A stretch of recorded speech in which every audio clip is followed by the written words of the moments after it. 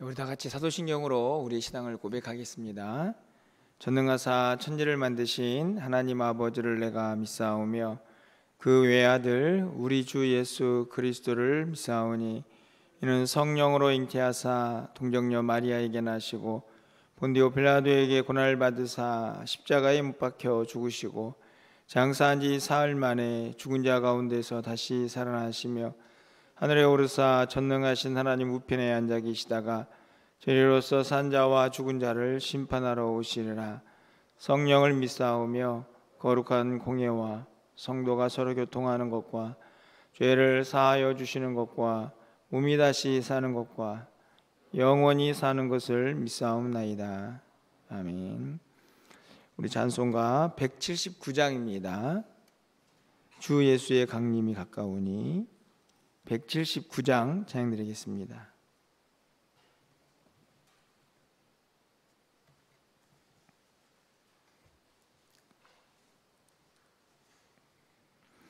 주 예수의 강림이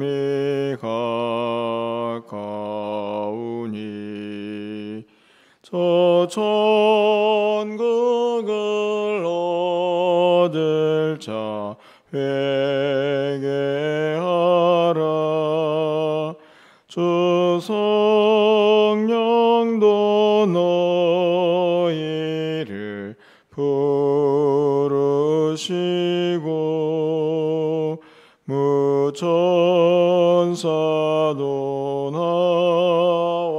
나와서 영접하네. 주 예수님 너희를 찾으시니 왜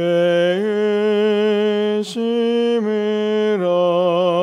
하면서 오지 않나.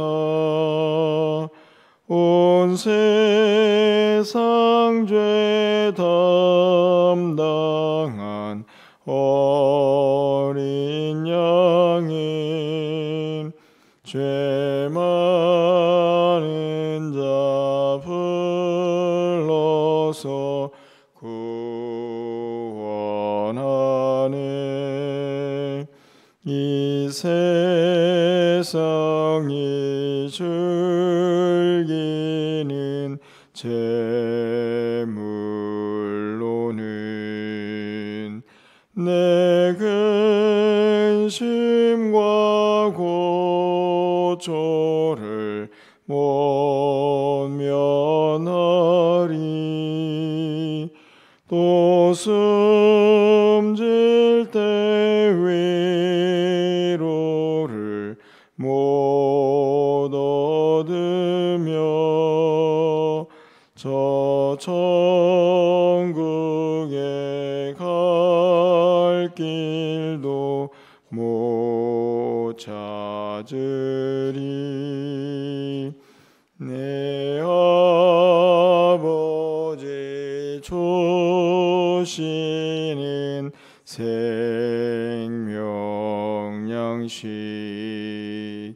다 배불리 먹고서 영생하라. 고드심을 버리고 주께 오면 그 한없는 자비를 힘입으리. 아멘. 하나님 말씀은 누가복음 12장 49절에서 59절까지의 말씀을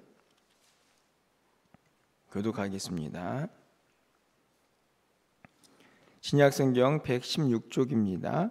누가복음 12장 49절에서 59절 말씀을 교독하고 59절은 함께 읽겠습니다. 내가 불을 땅에 던지러 왔노니 이 불이 이미 붙었으면 내가 무엇을 원하리요?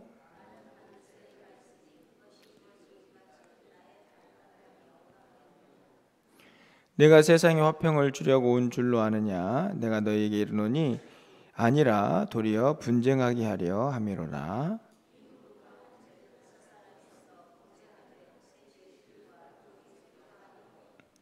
아버지가 아들과 아들이 아버지와 어머니가 딸과 딸이 어머니와 시어머니가 며느리와 며느리가 시어머니와 분쟁하리라 하시니라.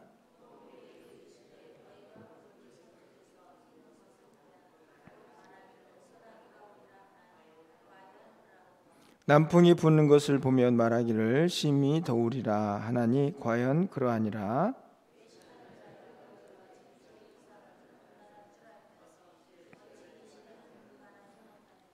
또 어찌하여 옳은 것을 스스로 판단하지 아니하느냐?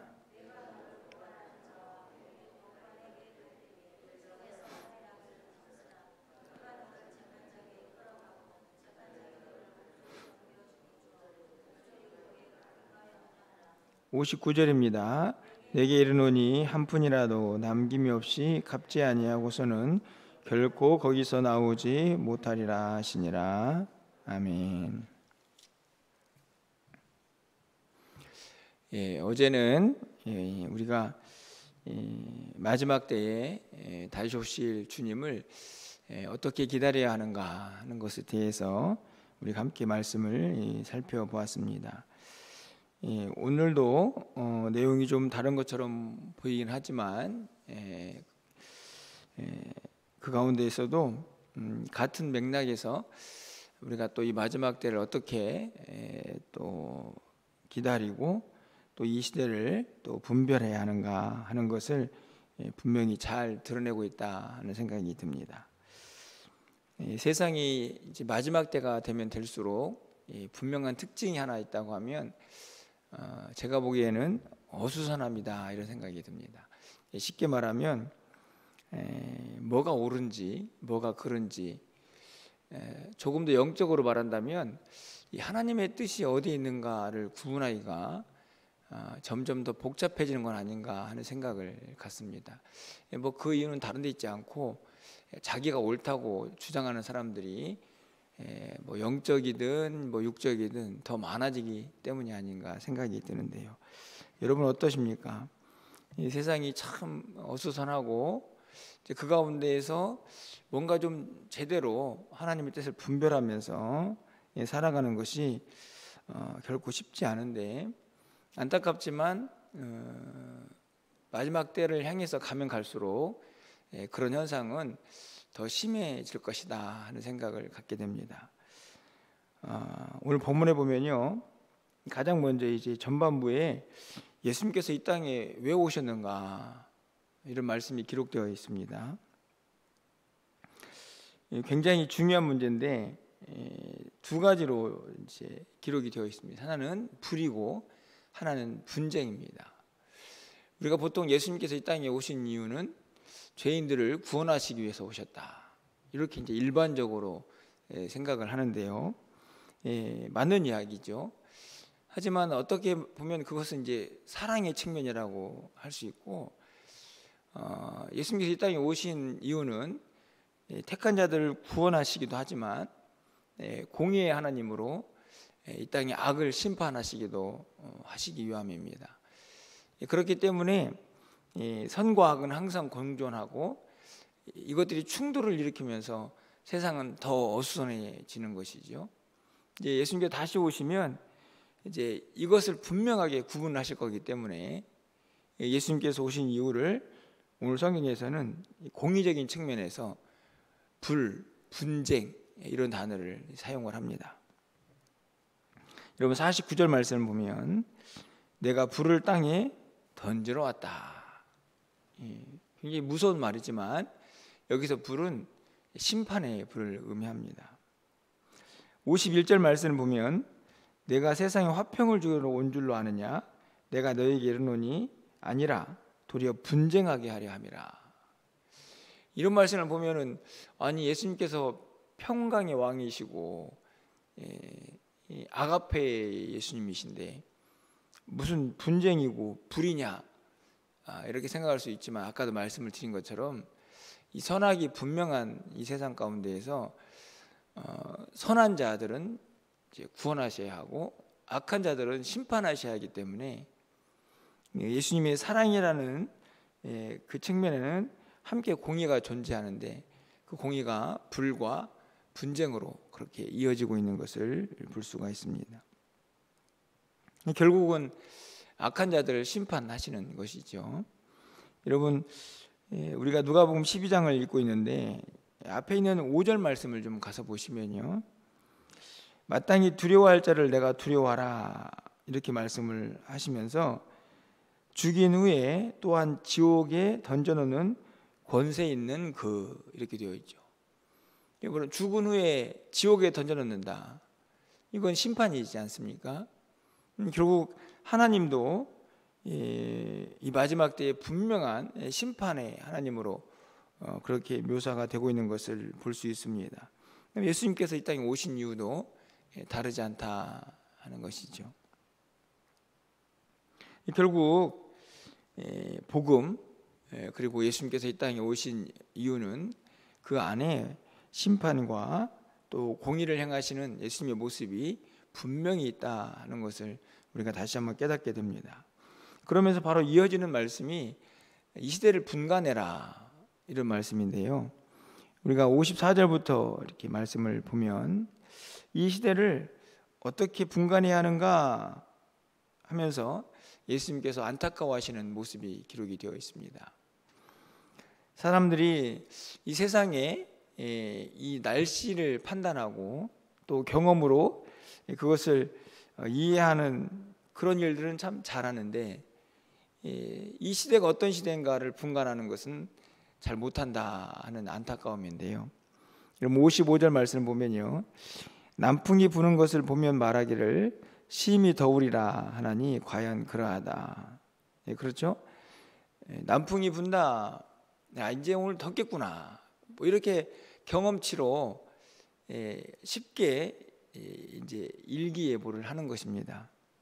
아니, 그렇게 세상은 잘 분간하면서 왜 이 세대 영적인 통찰력은 갖지 못하느냐 하시는 예수님의 안타까움인데요, 56절 말씀을 보면요, 외식하는 자여 너희가 천지의 기상은 분간할 줄 알면서 어찌 이 시대는 분간하지 못하느냐 이렇게 되어 있습니다.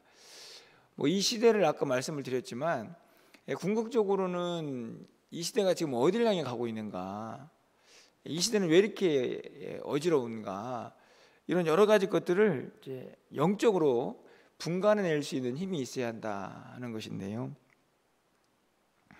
저는 사실은 지금 마지막 때에 대한 말씀을 쭉 하고 있다고 하면 그 가운데 정말 핵심은 저는 이제 이 끝부분에 있는 58절과 59절이라 이런 생각이 듭니다. 이제 앞에 부분에서 계속 오실 주님을 어떻게 기다려야 하는가, 주님은 이 땅에 오셔서 불이고 분쟁으로 공의를 행하실 것이다, 이게 마지막의 모습이다, 뭐 이렇게 다 이제 설명을 하고 있지 않습니까? 그러면서 이 시대를 분간해야 한다 이렇게 말씀을 하시는데, 이 시대를 정말 분간해야 하는 가장 중요한 이유, 그리고 더 나아가서는 그 시대를 분간하는 사람이 살아가야 할 삶의 모습입니다. 저는 그것을 화해 이렇게 정리를 해봅니다. 화해입니다. 화해. 여러분 58절 말씀을 좀 가서 보실까요? 내가 너를 고발하는 자와 함께 법관에 갈 때에 길에서 화해를 하기를 힘쓰라. 그가 너를 재판장에 끌고 가서 재판장이 너를 옥졸에게 넘겨주어 옥졸이 옥에 가둘까 염려하라. 이 구절은 갑자기 마지막 때 이야기를 막 하시다가 화해하라 이렇게 말씀을 하시는 것이 되게 많이 좀 분리된 이야기처럼 보이지만 매우 중요한 이야기입니다. 주님이 다시 오신다 한다면 그 주님을 기다리는 우리가 뭘 해야 할까? 화해하라 하는 말씀이죠. 여러분 이제 58절에 있는 비유를 좀 보시면요, 어떤 사람이 누군가에게 피해를 입혔습니다. 그게 어떤 피해일까? 보니까 59절에 한 푼도 남김없이 갚아야 한다. 이걸 보면 물론 뭐 이 한 푼도 돈인데 비유적인 표현이라고 할 수 있겠지만 문자적으로 보면 그 피해 중에 하나는 아마도 경제적인 피해가 아니었을까 생각이 듭니다. 피해를 당한 사람이 어떻게 했겠습니까? 당연히 고발을 했겠죠. 그렇게 해서 이제 법정으로 갑니다. 판결을 받기 위해서. 판결을 받으면 어떻게 될까요? 당연히 이제 감옥에 가겠죠. 그래서 거기서 어떻게 하느냐? 다 갚을 때까지 절대 나오지 못한다. 이게 여러분, 이 비유가 무엇을 말씀하고 있는 것 같습니까? 네, 이 비유는 마지막 때의 심판의 모습이라 이렇게 이해할 수 있습니다. 여러분, 재판장 앞에 끌려가죠. 재판장은 누구를 의미할까요? 바로 하나님이십니다. 마지막 때가 되어서 하나님 앞에 서면 그건 끝입니다. 이제는 천국과 지옥으로 갈라질 거니까.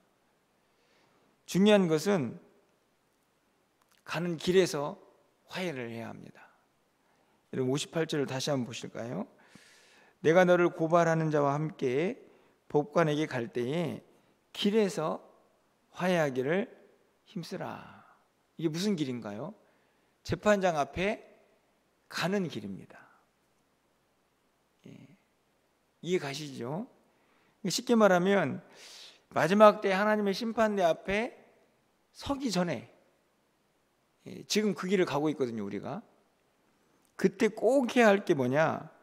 화해하는 겁니다. 쉽게 말하면 손해를 입힌 사람에게는 그 손해를 보상도 하고 마음의 상처를 준 사람에게는 상처도 싸매어주고 그러면서 화해하고 평화하라 하는 것이 예수님께서 하는 가르침이십니다. 어떤 사람이요? 이 시대가 어떤 시대인지 그리고 장차 반드시 마지막 때가 올 것인데 그때 심판대 앞에 서서 이 심판을 받기 전에 그 전에 해야 할 그 일이 뭔가를 분명하게 보여주고 있는 것이죠. 여러분, 저를 포함해서 우리 모두가 이 시대를 살면서 어떻게 누군가에게 상처를 주지 않을 수가 있겠습니까? 하물며 눈에 보이는 사람뿐만 아니라 때로는 하나님 앞에서 죄를 지을 수도 있겠죠. 다 화해해야 할 내용입니다. 하나님과의 관계가 어긋나거나 또 하나님 앞에서 죄를 지어가지고 회개하지 못하고 심판대 앞에 설 수가 있는 것이죠. 그러니까 지금 가는 길에서 심판을 받기 전에 회개는 회개하고 하나님과의 관계에서 말이죠. 뿐만 아니라 사람과의 관계에서도 내가 저 사람에게 상처를 줬구나 하면 화해를 해야 하고 이게 지금 재판장 앞에 가는 길에 선 사람의 모습이다 하는 것입니다. 저는 오늘 본문을 통해서 어렵지 않은 내용이지만 다시 한번 우리의 믿음의 길을 좀 돌아보게 됩니다. 여러분, 제가 늘 말씀을 드리지만 결국 우리는 종말을 향해 가는 것이거든요.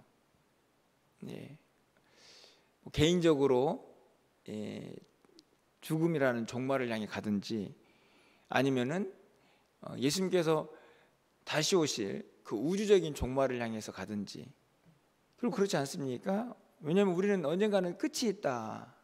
이 세상에서는 말이죠. 그러면 그 다음에는 뭐가 있습니까? 한 번 죽는 것은 정한 것이고 그 다음에는 심판이 있다고 우리가 너무나 잘 알고 있지 않습니까? 오늘 본문의 말씀입니다. 그럼 우리는 지금 어떤 시간을 보내고 있느냐? 재판장 앞에 가는 길 위에 서 있는 것이죠. 뭘 해야 하는가? 어제의 말씀대로 한다면 주님 만날 준비를 깨워서 허리띠 동이고 등불 들고 서 있어야 하는 것이죠.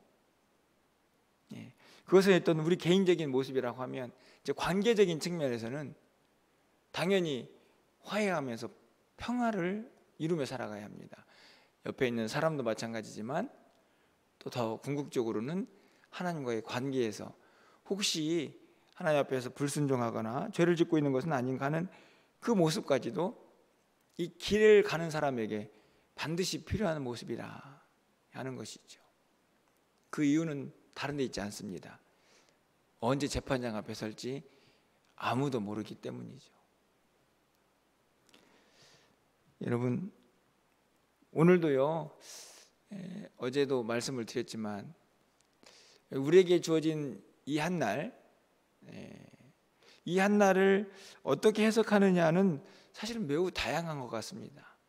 세상 사람들은 이 날을 선물이라고 하기도 하고, 우리도 야, 하나님이 내 호흡을 연장시켜 주셨으니까 오늘은 정말 선물이다, 맞는 이야기죠.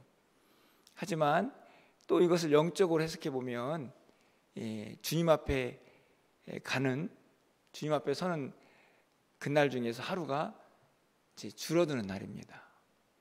그렇죠? 어쩔 수 없는 현실입니다. 늘어나는 건 아니니까요. 갈수록 줄어드는 거죠. 근데 그 걸음은 반드시 어디 앞에 서는 거냐? 재판장 앞에 서는 것입니다. 지금 우리는 그 길 위에 서 있고 오늘 하루도 그 길을 가는 것입니다.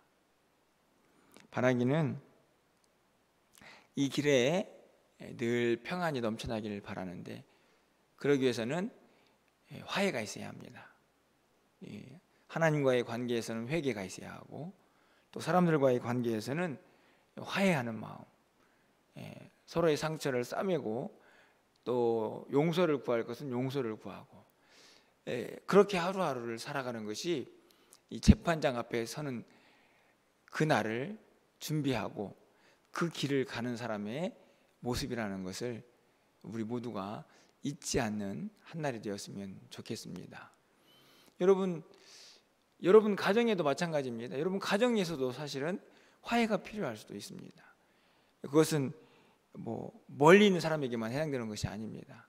항상 내 주변에 있는 모든 사람들과 화해하며 이 재판장 앞에 설 날을 우리 모두가 겸손하게 준비하면서 좀 하루하루를 의미 있고 또 복되게 걸어갈 수 있는 저와 여러분의 삶이 되시기를 주님의 이름으로 간절히 축원합니다. 기도하겠습니다. 사랑의 하나님, 참 감사합니다. 오늘도 우리에게 생명과 호흡을 연장시켜 주셔서 어제와 다른 또 하루를 또 살게 하시고 맞이하게 하시니 감사합니다. 선물로 주어진 시간인데 오늘 말씀대로 한다면 이 길은 또 재판장 앞에 서기 위해서 걸어가는 또 우리의 믿음의 길인 것을 바라봅니다. 화해하게 하시고 평안하게 하시고 회개할 것은 회개하는 귀한 시간들이 될 수 있도록 주님 도와주시옵소서. 영적으로 깨어서 하나님의 뜻을 늘 분별하며 이 어수선한 세상 가운데에서 믿음 지키고 중심 잡고 살아갈 수 있는 하나님의 사람들이 되게 하여 주시옵소서. 서로에게 악을 행하며 장벽을 쌓지 않게 하여 주시고 늘 화해하면서 기쁨으로 믿음의 길을 걸어갈 수 있는 우리 모두의 한날이 될 수 있도록 주께서 역사하여 주시옵소서. 이 나라 이 민족을 불쌍히 여겨주시고 하루속히 이 땅 가운데 하나님의 평강이 임하게 하여 주시옵소서. 한국교회가 껴서 늘 기도하게 하시고 특별히 우리 멸관교회도 하나님께서 온전히 붙잡아 주셔서 이 어수선한 세상 가운데에서 하나님의 뜻을 온전히 이루어가며 주께 영광 돌리는 우리 교회가 될 수 있도록 주님 도와주시옵소서.